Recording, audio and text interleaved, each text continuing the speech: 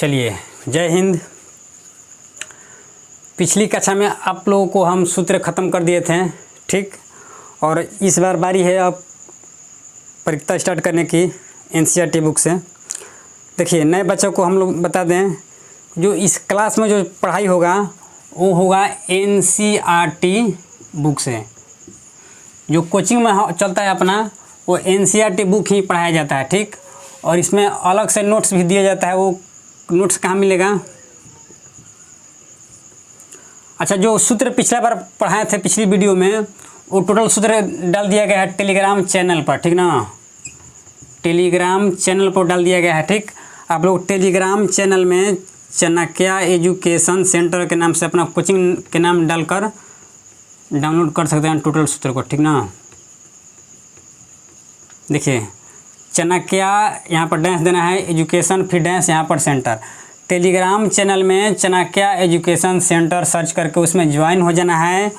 और परीक्षा और टोटल पाठ का जो सूत्र, जो मैट्रिक में 15 चैप्टर है मैथ में, टोटल चैप्टर का हम लोग सूत्र डाल दिए हैं, ठीक ना।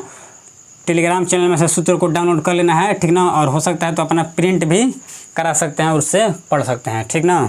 चलिए, आज हम लोग एनसीईआरटी बुक से स्टार्ट करेंगे, ठीक। कोचिंग वाले बच्चों को जो सॉल्यूशन दिया गया है वो उससे पढ़ेंगे, ठीक। और जिनके पास सॉल्यूशन वाला नोट्स नहीं है वो टेलीग्राम चैनल में से डाउनलोड कर लेंगे, ठीक ना। एनसीईआरटी बुक और जो नोट्स है, इसमें सॉल्यूशन जो है दोनों एक ही है, उसी से मतलब मिलाकर बनाया गया है, ठीक ना। और क्वेश्चन बैंक को भी इसमें मिक्स किया गया है नोट्स में, इसलिए नोट्स ही पढ़ाया जाएगा इसमें। चलिए देखिए, पहला क्वेश्चन जो बोल रहा है कि घटना ई की परिक्ता प्लस घटना ई नहीं की परिक्ता कितनी होती है। देखिए, जो नोट्स का जो पहला क्वेश्चन है वो बोल रहा है कि घटना ई की परिक्ता, मतलब घटना ई की परिक्ता मतलब पीई, और घटना ई नहीं की परिक्ता, ई नहीं मतलब ई डैश, मतलब घटना ई की परिक्ता और घटना ई नहीं मतलब डैश की परिक्ता का योग, योग मतलब प्लस कितना होता है। तो इसका आंसर कितना होगा? 1 होगा जाएगा, ठीक। चलिए, अगला प्रश्न जो है वो बोल रहा है कि उस घटना की परिक्ता जो घटित नहीं हो सकती उसका मान कितना होता है। तो जिस घटना की परिक्ता जो है घटित नहीं हो सकती उसे कौन सी घटना बोलते हैं? असंभव घटना बोलते हैं, ठीक। असंभव घटना बोलते हैं। अच्छा, यहाँ पर लिख भी दे रहे हैं हम,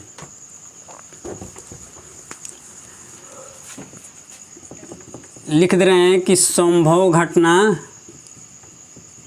और असंभव घटना। संभव घटना का 2 परिभाषा होता है।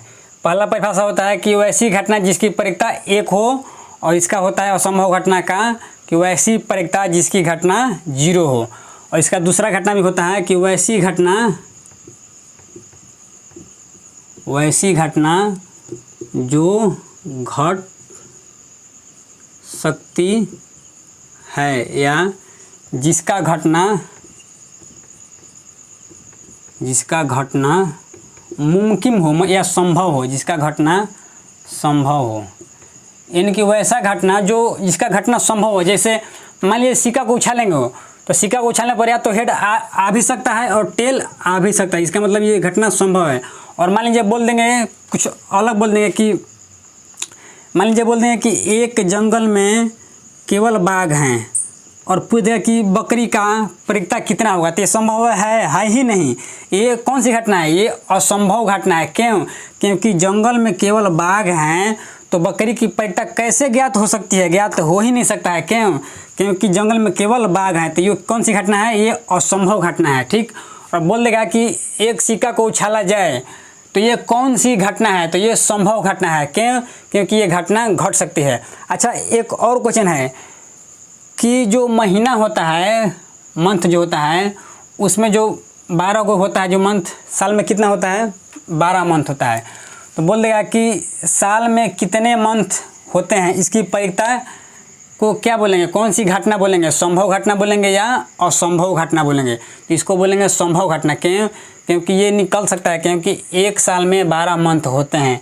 लेकिन जैसे ये बोले हैं कि मान लीजिए कि अगर दे देगा कि एक क्लास में केवल लड़के बैठे हैं, ठीक, तो लड़कियों के बैठने की परीक्षा कितनी होगी? तो ये घटना हो ही नहीं सकती है, क्योंकि क्लास में केवल लड़के बैठे हैं, तो लड़कियों के बैठने की परीक्षा कैसे ज्ञात हो सकती है? नहीं ज्ञात होगी, क्योंकि ये असंभव घटना है, ठीक ना। दोनों रहता तब ना ज्ञात हो सकती थी, लेकिन ये कौन सी घटना है? असंभव घटना है। इसी तरीके से आप लोगों को चुनना है। चलिए अगला प्रश्न जो हम लोगों का है वो बोल रहा है कि किसी प्रयोग की सभी प्रारंभिक घटनाओं की परीक्षाओं का योग कितना होता है? तो ध्यान से समझिएगा, बोल रहा है कि किसी प्रयोग की सभी प्रारंभिक घटनाओं की परीक्षाओं का योग कितना होता है। अच्छा, तो टोटल कितना होता है? एक होता है संभव और एक होता है असंभव, तो दोनों घटना की परीक्षाओं का योग टोटल कितना हो सकता है? दो ही हो सकता है, या तो संभव घटना की परीक्षा होगी या तो असंभव घटना। इसका मतलब या तो घटना घट सकती है या घटना नहीं घट सकती है, तो दोनों परीक्षाओं का योग, मतलब यही बोल रहा है कि टोटल जो होता है, बोल रहा है कि प्रारंभिक घटनाओं की परीक्षाओं का योग कितना होता है। तो इसका आंसर कितना हो जाएगा? इसका आंसर 1 होगा। चलिए आगे देखिए, अगला बोल रहा है कि किसी घटना की परीक्षा कितना से बड़ी या इसके बराबर हो सकती है। तो इसका आंसर कितना होगा? 0 होगा। क्यों? क्योंकि किसी घटना की जो परीक्षा होती है 0 से बड़ी और 1 के बराबर होती है, और 0 से बड़ी और 0 के बराबर भी होती है, और 1 से छोटी और 1 के बराबर भी होती है। ये क्वेश्चन सूत्र वाला वीडियो में भी बता दिए थे कि किसी घटना की जो परीक्षा होती है वो 0 से बड़ी एवं 0 के बराबर भी होती है, और 1 से छोटी एवं 1 के बराबर भी होती है। चलिए अगला बोल रहा है कि किसी असंभव घटना ई की परीक्षा कितनी हो सकती है। अब देखिए, अभी हम बताए थे कि जहाँ पर पी ई रहेगा उसको बोलते हैं संभव घटना, और जहाँ पर पी ई रहेगा, ई डैश रहेगा, उसको बोलते हैं असंभव घटना। लेकिन नहीं बोलेगा तब, अगर कुछ नहीं बोलेगा तो पी ई मतलब संभव घटना और पी ई डैश मतलब असंभव घटना। लेकिन बोल रहा है कि हम बोलेंगे कि ई को ही बोलेंगे असंभव घटना, तो उससे कोई दिक्कत नहीं है। जब बोल दिया है कि असंभव घटना, असंभव घटना, ठीक, तो बोल रहा है कि असंभव घटना पी ई का मान कितना होता है, तो हो जाएगा, कितना हो जाएगा? 0, ठीक ना। ऐसे नियमानुसार असंभव घटना को करते हैं सूचित ई डैश से, ठीक, लेकिन इसका मान नाम कुछ भी दे दे उससे कोई दिक्कत नहीं है, लेकिन असंभव घटना जहाँ पर लग जाएगा उसका परीक्षा कितना होता है? 0 होता है, ठीक। चलिए अगला क्वेश्चन जो बोल रहा है कि किसी घटना की परीक्षा नहीं होती है, निम्न में से चुने। अच्छा, इसमें ऑप्शन कौन कौन दिया है? तो पहला ऑप्शन दिया है 1, दूसरा ऑप्शन दिया है 0.1, अगला दिया है -7 और दिया है 0.2। तो बोल रहा है कि किसी घटना की परीक्षा नहीं हो सकती, ध्यान से देखिएगा, नहीं हो सकती। इसमें चारों में से पहचानना है कि किसी घटना की जो परीक्षा है चारों में से कौन नहीं हो सकती, ठीक। तो किसी घटना की परीक्षा 1 होती है, यस 1 होती है। 0.1 ये क्या है? 0 से और 1 के बीच में है, ये भी हो सकती है। और ये कितना है? माइनस। देखिए सूत्र वाला वीडियो में बताए थे, टोटल सूत्र उसमें कवर कर दिए थे। किसी घटना की जो परीक्षा होती है वो माइनस में कभी नहीं होती है। इसका मतलब -7 किसी घटना की परीक्षा नहीं हो सकती है। और 0.2 ये क्या है? 0 से बड़ा है और 1 से छोटा है। अच्छा, इसको कैसे समझेंगे? क्योंकि 0.2 को हम लोग लिख सकते हैं 2/10, ये भी लिख सकते हैं, ठीक। देखिए सूत्र वाला वीडियो में बताए थे कि किसी घटना की जो परीक्षा होती है उसका हर अगर अंश से बड़ा रहेगा तो वो किसी घटना की परीक्षा होगी। इसमें देखिए 0.1 है तो कितना हो जाएगा? 1/10, मतलब इसमें जो हर है अंश से बड़ा है, इसका मतलब ये भी किसी घटना की परीक्षा हो सकती है। चलिए उतारिए लोगों को। चलिए इसी में एक अगला प्रश्न हम ले लेते हैं कि मान लीजिए दिया है कि यदि PE बराबर 0.05 हो तो PE नहीं या PE डैश दोनों एक ही हैं। PE नहीं की परीक्षा बराबर वाट मतलब कितनी हो सकती है? तो ध्यान दीजिएगा, आप लोगों को सूत्र वाला वीडियो में एक सूत्र बताए थे कि PE plus P E dash बराबर कितना होता है, 1 होता है। और इसमें कितना दिया है, पी ई का मान कितना दिया है, 0.05 प्लस पी ई डैश बराबर 1, जस के तस उतार दिया, ठीक। अच्छा ये वाला पूछ रहा है तो जो पूछेगा उसी को इधर रहने देंगे, और जो बच गया ये पहले से 1 है और ये चला जाएगा इधर, तो क्या हो जाएगा माइनस में। क्यों? क्योंकि पहले से इधर प्लस में है तो इधर जाएगा तो क्या हो जाएगा माइनस में, तो 1 में से घट जाएगा, ठीक।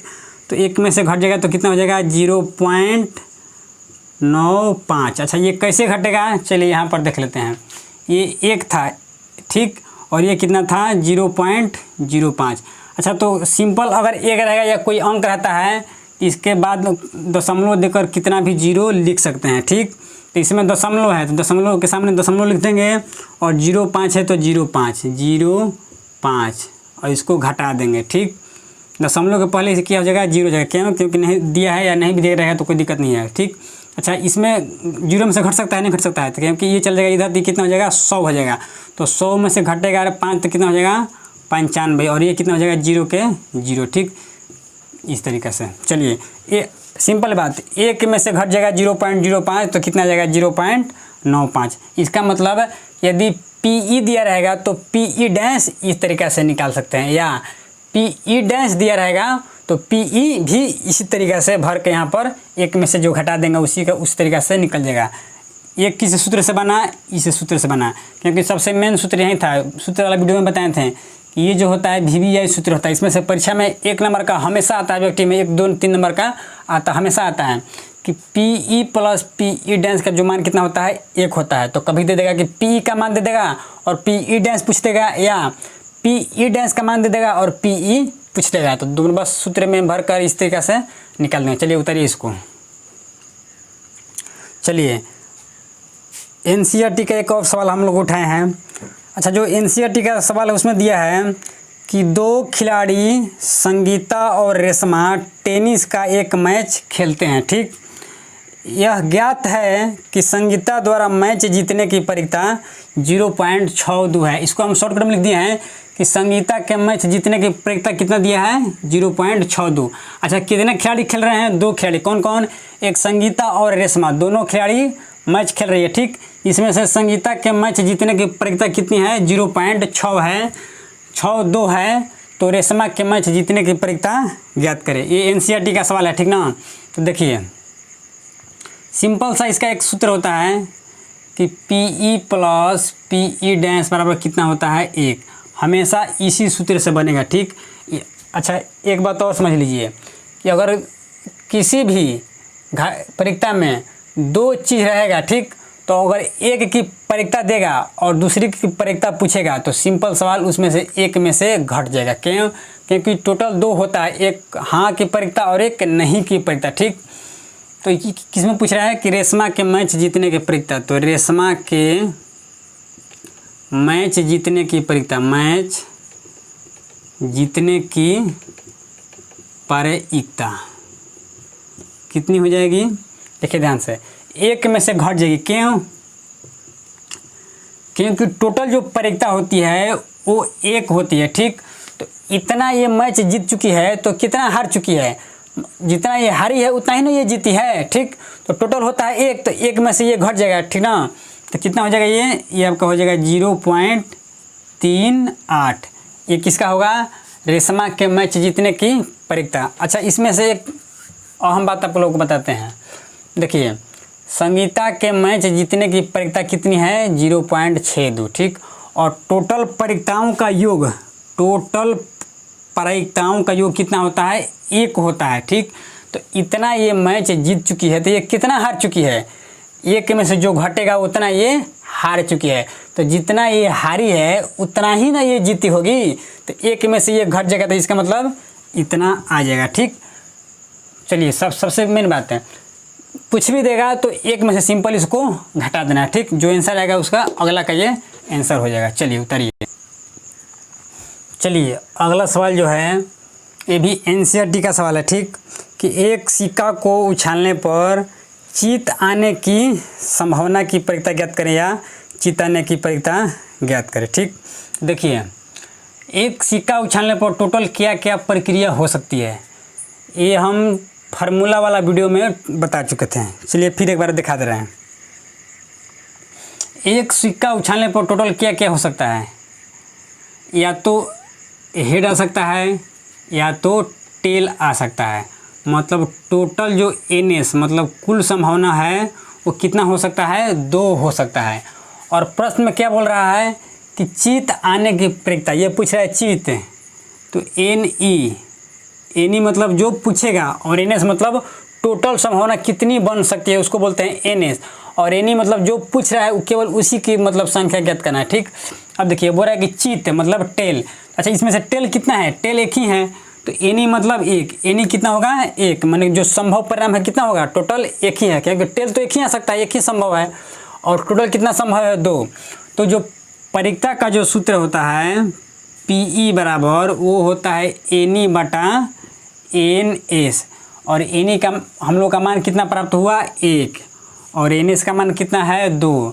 यानी कि एक सिक्का को उछालने पर चित आने की प्रक्रिया कितनी हो सकती है, 1/2। इसको रट लेना है, ठीक ना। ये प्रश्न भी है, देखिए यहाँ पर लिख भी दिए हैं, ये प्रश्न भी यही है, परीक्षा में हमेशा पूछता है कि एक सिक्का को उछालने पर चित आने की प्रक्रिया मतलब टेल आने की प्रक्रिया क्या हो सकती है, ठीक ना।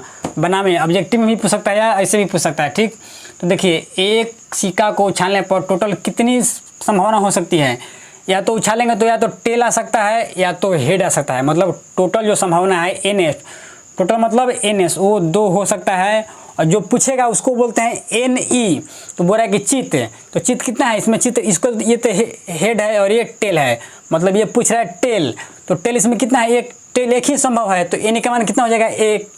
तो पर हम लोग को ज्ञात करना है प्रक्रिया, PE ज्ञात करना है प्रक्रिया, तो प्रक्रिया का जो सूत्र होता है वो होता है NE बटा NS, और NE का मान कितना हम लोग को ज्ञात हुआ 1, और NS का मान यहाँ पर कितना हुआ 2, तो इसकी प्रक्रिया हो जाएगी 1/2। और इसी तरीके से ये पूछ रहा है चित, तो अब मान लीजिए अब पूछ देगा, पहले इसको उतार लीजिए। चलिए इसी में एक अगला सवाल है कि एक सिक्का को उछालने पर पट आने की प्रक्रिया क्या होगी। अच्छा, अभी जो पढ़ाए हैं वो पढ़ाए हैं हेड, हेड मतलब चित, और टेल मतलब पट। देखिए समझिए इसको इंग्लिश में, एक सिक्का को उछालने पर पट आने की प्रक्रिया कितनी होगी। तो देखिए ध्यान से, फिर वही सवाल, एक सिक्का उछालेंगे तो कितना आ सकता है, या तो हेड या टेल, तो कितना हो जाएगा टोटल NS कितना हो जाएगा 2, और NE कितना होगा 1, क्योंकि पट जो मतलब टेल वो जो पिछले वाला था वो हेड है, सॉरी यहाँ वहाँ पर मीनिंग यहाँ पर गलती हो गया था प्रोनाउंसिएशन, ठीक ना। देखिए जो पूछ रहा है टेल पूछ रहा है, टेल पूछे या हेड पूछे दोनों तो एक ही है, क्योंकि जो दोनों में तो एक ही होता है। और हेड भी पूछेगा तो कितना हो जाएगा NE इसका 1 होगा, और टेल भी पूछेगा तो इसका NE कितना होगा 1 ही होगा, दोनों का आंसर एक ही है। क्यों, देखिए अगर हेड पूछेगा तो हेड कितना है 1 है, तो इसका मान हो जाएगा 1, तो ये हो जाएगा 1/2।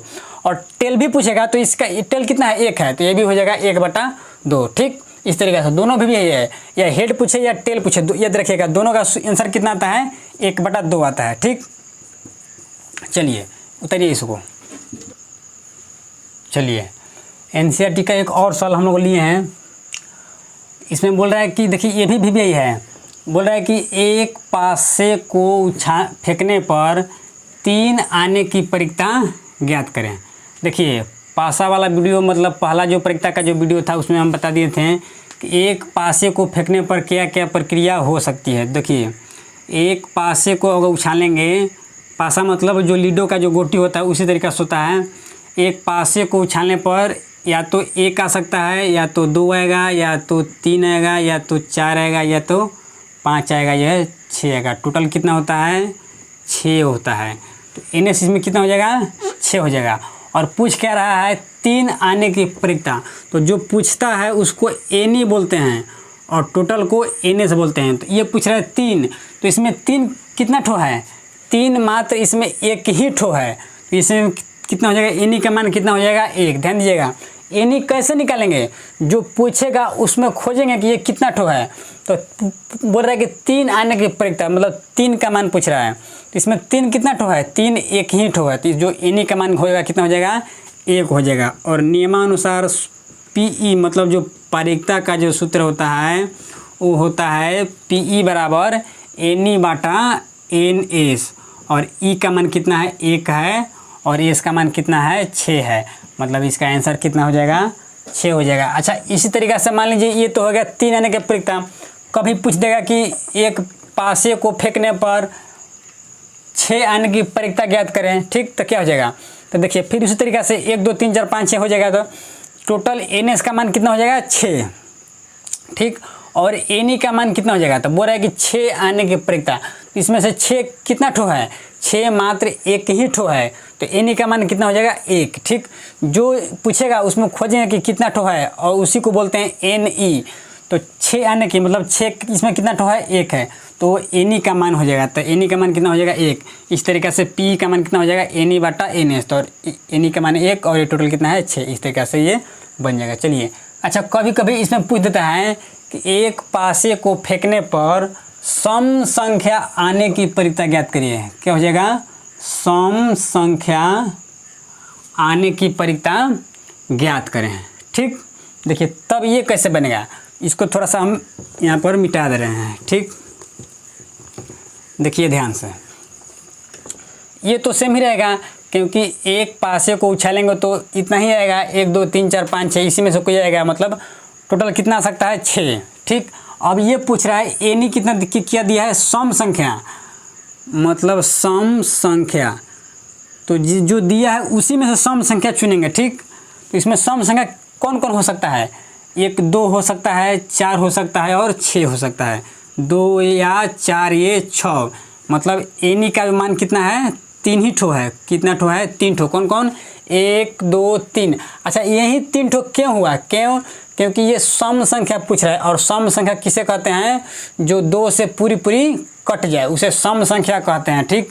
तो 2 से पूरी कौन कौन कट सकता है, या तो 2 कट सकता है या 4 या 6, मतलब 1 2 3 मात्र 3 ही ठो है इसमें जो 2 से कट सकता है, मतलब जो सम संख्या है। तो सम संख्या पूछ रहा है तो सम संख्या इसमें कितना है 3 ठो है, कौन कौन 2 4 6, मतलब NE का मान कितना हो जाएगा 3, 1 2 और 1 ये 3। और फिर इसी तरीक़े से नियमानुसार P का सूत्र क्या हो जाएगा NE बटे NS, और NE का मान कितना है इसमें 3 है, और NS का मान कितना है ये 6 है, ठीक। ये कट जाएगा तो कितना हो जाएगा 3 दूनी 6, यानी कि 1 बटा 2 आ जाएगा, ठीक। चलिए हो जाएगा ये वाला। अब देखिए 3 आने की परिक्ता बता दिए, 6 आने की परिक्ता बता दिए, इसी तरीके से 1 2 3 4 5 6 का बनेगा, ठीक। सम संख्या हो गया। कभी कभी पूछ देता है वहाँ पर कि एक पासे को फेंकने पर विषम संख्या आने की परिक्ता ज्ञात करें। यहाँ पर मिटा दे रहे हैं थोड़ा सा हम। मान लीजिए कभी पूछ देगा कि विषम संख्या आने की परिक्ता ज्ञात करें, विषम संख्या, ठीक, विषम संख्या आने की परिक्ता ज्ञात करें, तब कैसे बनेगा। देखिए यहाँ तक तो फिर ये भी सेम रहेगा कि एक पासे को उछालने पर कितना आ जाएगा, फेंकने पर 1 2 3 4 5 6, ठीक। टोटल कितना हो जाएगा NS कितना हो जाएगा 6, ठीक। अब ये पूछ रहा है विषम संख्या, तो यहाँ पर पलट जाएगा, ये हो जाएगा आपका विषम संख्या, ठीक। इसमें से विषम संख्या कौन कौन हो सकता है। सबसे पहले ये देखिए विषम संख्या किसे कहते हैं, जो 2 से पूरी न कटे। तो इसमें से 2 से पूरी कौन नहीं कट रहा है, एक नहीं कटेगा, 3 नहीं कटेगा और 5 नहीं कटेगा, ठीक। इसमें आपका विषम संख्या हो जाएगा 1 3 5, जो इसमें कितना हो जाएगा विषम संख्या टोटल 3, कौन कौन 1 3 5, ठीक। कितना जाएगा टोटल 3, यानी कि जो पूछेगा उसी को बोलते हैं, बार बार बता रहे हैं, जो पूछेगा उसी को बोलते हैं NE, और इसी में से NE को हम लोग को खोजना है, ठीक। तो पूछ रहा है विषम संख्या, तो विषम संख्या इसमें कितना ठो है 1 2 3, इसमें 3 ठो है, ठीक। और कितना है टोटल NS कितना है 6।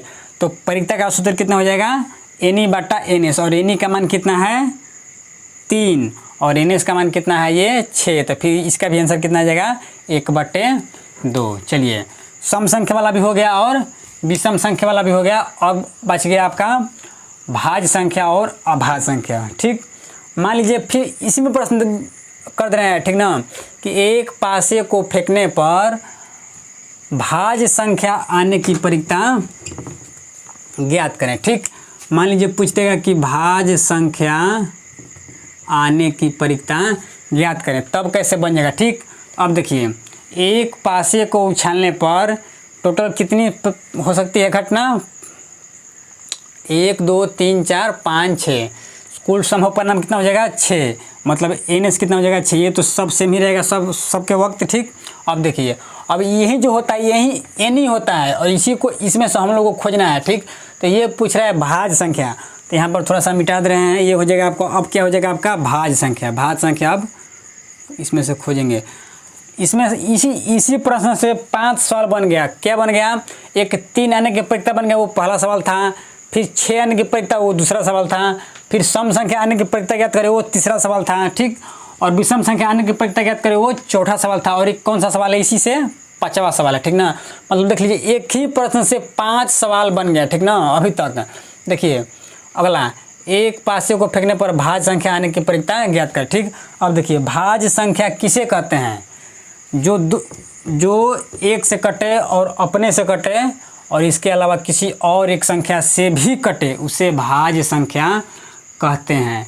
यहाँ पर देखिए, भाज्य संख्या किसे कहते हैं, जो एक से भी कटे और खुद से भी कटे और इसके अलावा किसी और एक संख्या से भी कटे, ठीक। तो सबसे पहले जो संख्या स्टार्ट होती है वो होती है 1 2 3 4 5 6, इस तरीके से संख्या स्टार्ट होती है। तो क्या एक भाज्य संख्या है, नहीं। क्यों, क्योंकि एक खुद से कट रहा है, एक से कट रहा है और किसी और एक संख्या से नहीं कट रहा है। इसी तरीके से 2 किसी और एक संख्या से नहीं कट रहा है, क्योंकि ये 1 से कट रहा है और 2 से, मात्र बस इससे कट रहा है। 3 केवल 1 से कट रहा है और 3 से कट रहा है, इसके अलावा किसी और एक संख्या से नहीं कट रहा है। और 4 1 से कट रहा है, 4 से कट रहा है, इसके अलावा 2 से भी कट रहा है। तो ये सूत्र पर क्या हो गया, लागू हो गया। सूत्र क्या बोलता है भाज्य संख्या का, कि जो एक से कटे और खुद से भी कटे, इसके अलावा किसी और एक संख्या से भी कटे, उसे भाज्य संख्या कहते हैं। तो भाज्य संख्या कहाँ से होती है स्टार्ट, 4 से होती है स्टार्ट, ठीक। देखिए, तो इसमें भाज्य संख्या कौन कौन है, एक 4 हो जाएगा आपका और एक 6 हो जाएगा, ठीक। तो टोटल इसमें एन का मान कितना हो जाएगा, 2। कौन कौन, एक 4 और एक 6। ये 4 ही और 6 ही क्यों हुआ, क्योंकि सवाल खुद पूछ रहा है कि भाज्य संख्या आने की परिकता है, तो जो पूछेगा उसी को हम लोग खोजेंगे, ठीक। भाज्य संख्या पूछ रहा है तो भाज्य संख्या खोजेंगे। तो भाज्य संख्या कौन कौन हो सकता है, एक 4 हो जाएगा और एक 6 हो जाएगा। तो टोटल कितना हो जाएगा, एन कितना हो जाएगा, 2। एक ये और एक ये कितना हो जाएगा, 2। इसी तरीके से परिकता का सूत्र कितना हो जाएगा, NE/NS। तो इसका एन का मान कितना यहाँ पर है, यहाँ पर एन का मान 2 है और NS का मान यहाँ पर कितना है, 6 है। तो 2 से 6 कटेगा कितना मर्त में, 3 मर्त में। तो इसका आंसर कितना आ जाएगा, 1/3। ये आपका 5वां सवाल हो गया, ठीक।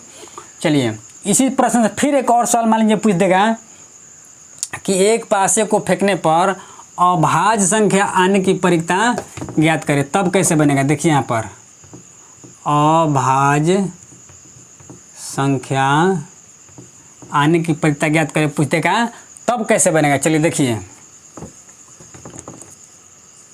यहाँ पर कर दे रहे हैं आपका अभाज्य कर दे रहे हैं। देखिए, अभी पढ़ाए थे भाज्य संख्या किसे कहते हैं, अब बता दे रहे हैं कि अभाज्य संख्या किसे कहते हैं। तो अभाज्य संख्या की परिभाषा क्या हो जाएगा, कि वैसी संख्या जो एक से कटे और केवल अपने आप से कटे, बस इसके अलावा किसी और से नहीं कटे, उसे अभाज्य संख्या कहते हैं, ठीक। अब देखिए, तो जो सबसे पहले जो प्राकृत संख्या जो स्टार्ट होती है वो 1 2 3 4 5 6 इस तरीके से होती है स्टार्ट, ठीक। तो अभाज्य संख्या इसमें से कौन है, देखिए एक है अपने से कट रहा है और बस केवल एक ही से कट रहा है, ठीक ना, इसके अलावा किसी से नहीं कट रहा है, ठीक। ये भी नहीं होगा। देखिए, सबसे पहले जो अभाज्य संख्या होती है स्टार्ट, वो कितना से होती है, 2 से होती है स्टार्ट, ठीक। 2 3 5, जिसको नहीं आता है वो देख लीजिए, इसको याद कर लीजिए कि सबसे छोटी अभाज्य संख्या कौन सी होती है, 2 होती है। इसके बाद 2 3 5 7, ठीक। देखिए, तो इसमें से कौन कौन है अभाज्य संख्या, इसमें से 2 है, 3 है और 5 है। तो ये हो जाएगा आपका अभाज्य संख्या 2 3 5, ठीक। 7 होगा नहीं होगा, क्यों, क्योंकि इसमें 7 है ही नहीं। तो इसमें से मात्र अभाज्य संख्या कितना है, मात्र 3 ही ठो है, एक 2 3 और एक 5। तो टोटल एन का मान कितना हो जाएगा, 3 हो जाएगा, ठीक। तो परिकता का सूत्र कितना हो जाएगा, NE/NS।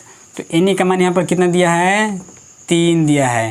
तो ये 3/6 कितना हो जाएगा, कट जाएगा 2 मोड़ में कितना हो जाएगा 1/2।